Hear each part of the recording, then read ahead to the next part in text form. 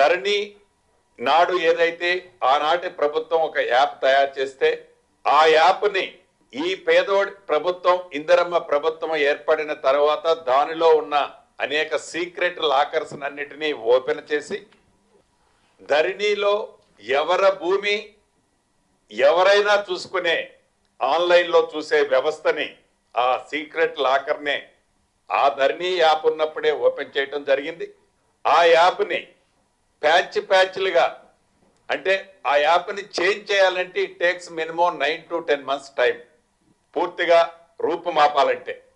దానికి సంబంధించిన అంశాన్ని పారదర్శకంగా ఏ ఎన్ఏసి సంస్థ అయితే భూభారతి చట్టం ద్వారా వచ్చిన ఈ వ్యవస్థని నడుపుతుందో ఈనాడు ఆ ఎన్ఏసికే ఈ యాప్ని అప్గ్రేడేషన్ చేసే అంశాన్ని కూడా హ్యాండ్ ఓవర్ చేశాం.